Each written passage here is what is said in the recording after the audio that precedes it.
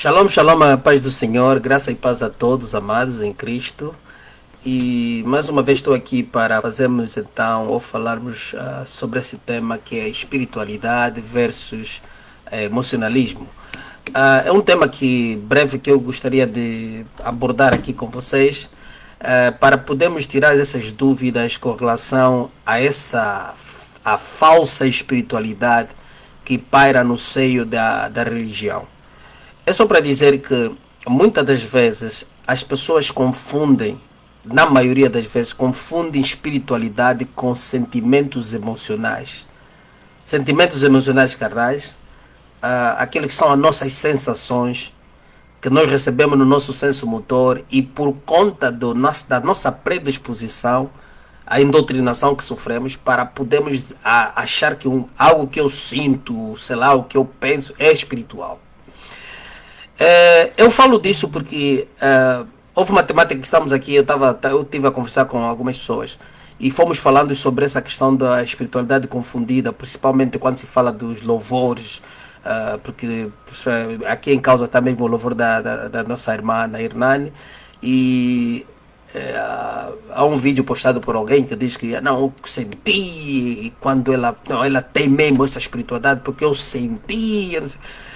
É assim para dizer o seguinte: não tenho nada contra a nossa irmã pelo trabalho que ela faz e os aspectos referentes a alguma chamada de atenção, alguma alerta, vamos dizer, com alguma sensibilidade e posso compreender no espírito, é aquilo que eu já falei uma vez e isso fica por aqui mesmo, já falei e acredito que também a irmã poderá ter ouvido, como não sei, mas pronto, é por aí.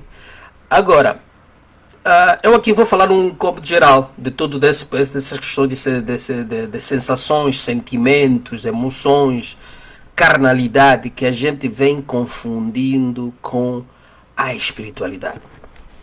Bem, em primeiro lugar eu quero dizer que, como já tenho dito, ministério de louvor para mim não existe. Ministério de louvor, essa é uma coisa, é algo de invenção da própria religião. A religião criou esse tal ministério de louvor para belgar os seus sentimentos emocionais e outras coisas. Tudo bem, nós vimos, alguém vai dizer, não, nós vimos as visões, das revelações dos profetas, que eles estavam diante do céu e viram os anjos a louvar. Sim, nós louvamos, todos louvamos. Mas esse que se diz ministério de louvor, eu não encontro nenhum respaldo bíblico, porque eu sou pela palavra, olho pela palavra de Deus. E eu não encontro nenhum respaldo, algum suporte de ministério de louvor. Existe o dom de louvar. Entendemos? Existe o dom de louvar. E esse dom de louvar seria o dom de liderar a comunidade santa a adorar, a louvar. Não é o tirar benefícios, o faturar do louvor. Não é usar do dom de louvar para fazer digressões pessoais a conta de poder ganhar dinheiro, fama. Isso não existe. Por isso é que muitos caem em condenação quando se colocam nesse caminho. Por isso é que vocês ouviram, eu gostava, eu gosto de louvor, eu gosto de louvor da irmã aí, ninguém engana, eu escuto os louvores dela e gosto, tenho um carinho, apesar de ter algumas coisas, daquilo que a palavra tem que mudar, né? Chamar Jesus, eu não chamo Jesus, não gosto desse nome que eu, por revelação e entendimento, já não digo Jesus, ele é Yahusha, né? Isso não nada tem a ver, cada um com a compreensão que tem, mas no entanto eu gosto de louvores. Mas uma coisa é certa, se vocês repararem que aquele grupo diante do trono, hoje que estão ali, os que viraram satanistas, vamos assim dizer, a família Valardão, esse grupo diante do trono, quando eles cantavam, quando eles louvavam ou cantavam, e os seus DVDs hoje estão aí, você, até hoje ainda você pode tocar, você sente, há um comover da frequência, você sente alguma coisa se mover, parece espiritual no teu corpo, sentes uma emoção, faz-te buscar. Isto não é espiritualidade. E isto não é espiritualidade. Vocês estão a falar com um psicólogo. Isso não é espiritualidade. Eu já estou aqui a vos dar aqui alguns glimpses quando eu digo frequência. O tom que se canta. Isso não quer dizer que é espiritualidade. Comove a tua alma. Você se deixa levar. É como se fosse aquelas coisas, uma terapia. E você diz que isso é espiritual. Não é isso que é espiritual. Não estou a descartar que haja um sentimento que quando a gente ora, quando a gente... Não estou a descartar isso. Mas eu estou a dizer, cuidado com a frequência da tonalidade, do coisa da que se toca ou se canta a música e te leva a uma certa, eleva o teu espírito no emocionalismo, num sentimento, um relaxe, e você começa a confundir isso como espiritualidade. Isso não é espiritual. Isso não é espiritual. Sim, está a acontecer espiritualmente, porque quando estamos a falar em frequência, está a tocar o teu espírito. O seu superego está a ser mexido. Sim. Mas isso não é espiritualidade. Então, se vocês repararem, o diante do trono era tremendo. Eu chorava, lagrimava, ao ouvir aqueles louvores, porque me levava a meditar na palavra e ao mesmo tempo a ouvir aquele som. Então me levava a recordar os versos, a palavra do Eterno, aquilo que ele escreveu, e assim eu me movia também nisso. E não vamos muito longe também. Para aqueles que tiveram acesso, ou mesmo não frequentado ou frequentado as igrejas universais, sabem o quão emocional que vocês podiam considerar como espiritual são os louvores, eram os louvores da igreja universal. Por acaso aquilo salvou alguém e aquilo é espiritualidade? Não. Porque se fosse espiritualidade, a espiritualidade... vamos lá ver. A espiritualidade é o seguinte. Ok. Cristo fala da grande missão do Ruach HaKodesh, o Espírito Santo. Ok? Vamos lá. Estamos em João 8,16, por aí, ou 16, por aí. Estamos em João. Vamos lá. Estamos no Evangelho de João. Eu não sou muito de decoração de vai ser João. Estamos a falar no livro de João. Na Epístola de João. Ou não, na Epístola. No Evangelho semiótico de João. Ou semântico. Você vai ver que o Cristo está a dizer que ele enviaria o Espírito Santo. E eu enviarei o Consolador, o Ruach HaKodesh. Eu vou enviar o Kadosh ou o Kadesh. Eu vou enviá-lo. E ele diz que quando ele vier, vai vos convencer. Escuta uma coisa. Ele diz que, primeiro, vos conduzirá em toda a verdade. Vai vos convencer do pecado, da justiça e do juízo do Eterno. Este trecho só do pecado, da justiça e do juízo está a falar completamente da metamorfose, vamos dizer, como é que se diz, não é a metamorfose, é da mudança de vida, do paradigma. Você vai mudar de vida. Entende? Metanoia, exatamente, metanoia. Está a falar da metanoia, ok? Você vai mudar de vida, porque ele está a dizer que ele virá e te convencerá do pecado. Quando está a dizer convencerá do pecado, deixa-me dizer uma coisa.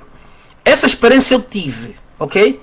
E eu digo assim, todo fiel que vem a Cristo verdadeiramente se converte, ele tem essa experiência do que Cristo descreve aí. Convencer do pecado, da justiça e do juízo do Eterno. Deixa-vos destrinçar isso. Como ele te convence do pecado? O Espírito Santo te convence, o Ruach HaKodesh te convence do pecado, o Espírito Santo, ok? Ruach HaKodesh, o Espírito Santo, te convence do pecado.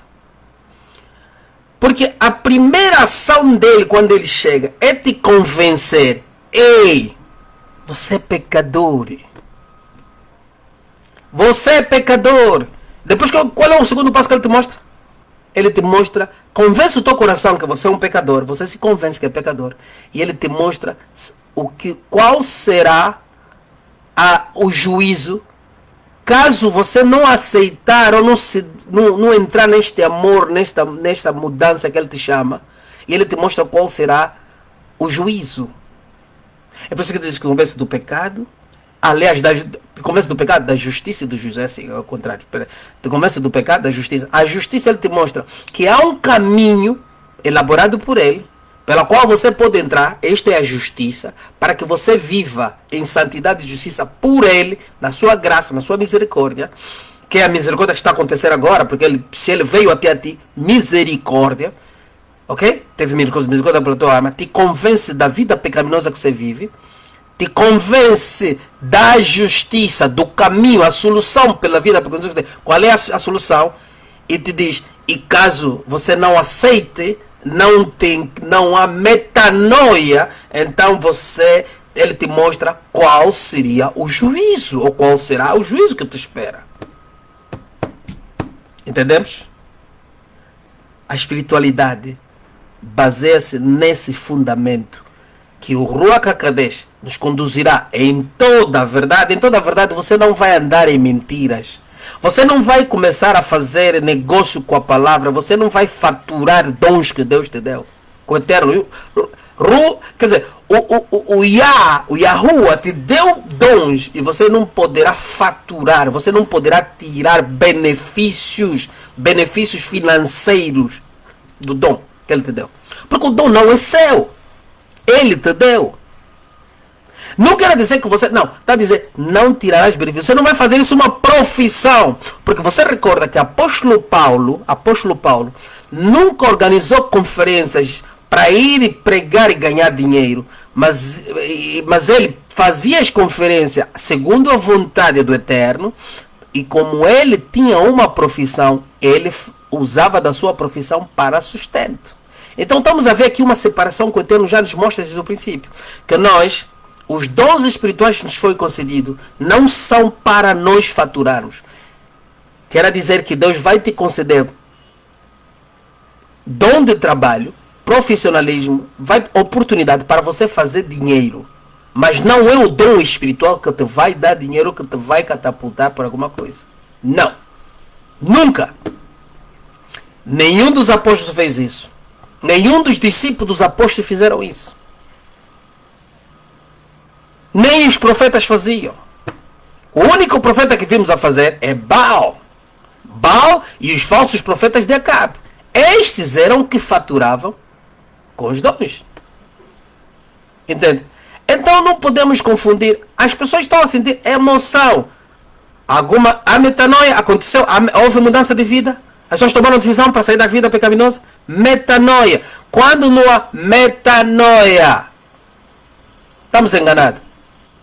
Estamos a nos enganar, porque assim, tarde ou cedo, e o Altíssimo é longânimo, ele tarde ou cedo, ele vai te arrastar, vai te selar com aço de ferro, para que você continue na sua prevaricação e você vai sair do caminho do Eterno. Vais abandonar os caminhos do Senhor. Todo aquele que tenta faturar com os dons espirituais tem um fim tremendo. Por isso é que estamos a ver. Olha, me mostra quais são os cantores gospel que sobraram por aí, que realmente estão na fé. Você poderá não saber. Mas quais são? Como é que eles começam? Depois vão buscar o quê? Faturar. E até, por exemplo, no caso daqui, nesse caso específico que estamos a falar, sem citar mais nome, estamos a ver que a intenção é de que não cobra. Ok. Muito bem. Certíssimo.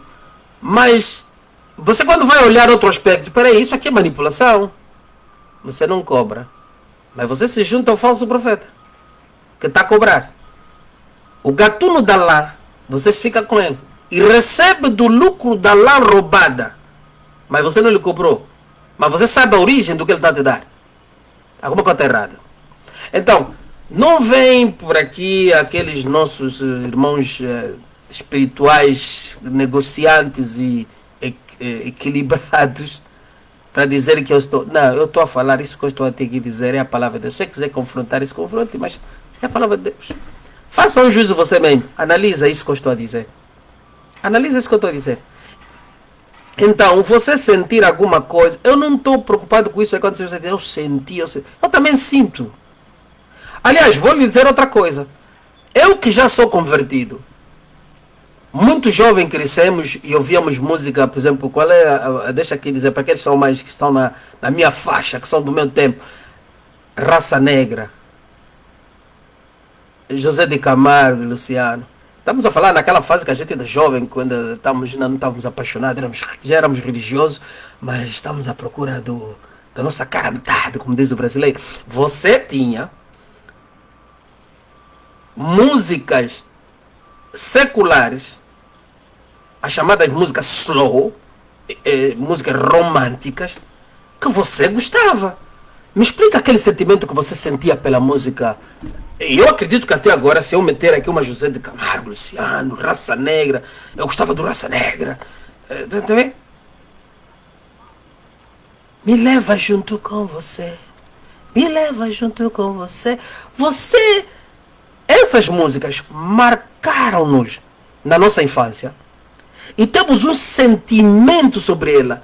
Que você se pôr na balança como psicólogo você põe. O sentimento é o mesmo que você sente na música gospel.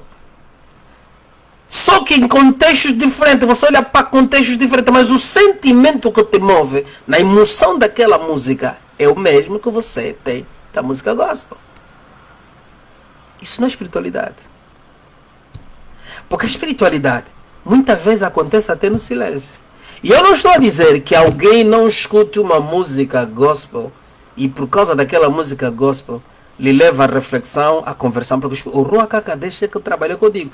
Todo aquele pastor ou missionário que está a perder tempo em querer mesurar ou fazer contagem de, epa, fez uma missão ali, quantas almas foram salvas, vem cá, faz a chamada de altar.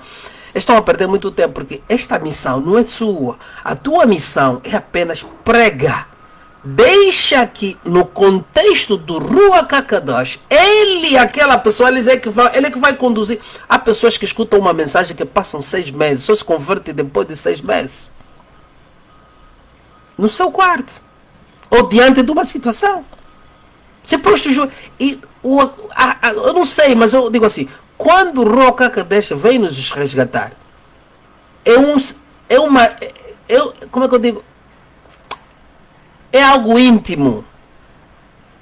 Eu não sei contar, eu não consigo contar, posso contar alguma coisa, mas você não consegue entender profundamente como foi aquilo. Porque é algo íntimo, ele faz no teu íntimo, ele te convence no teu íntimo, fortalece no teu íntimo.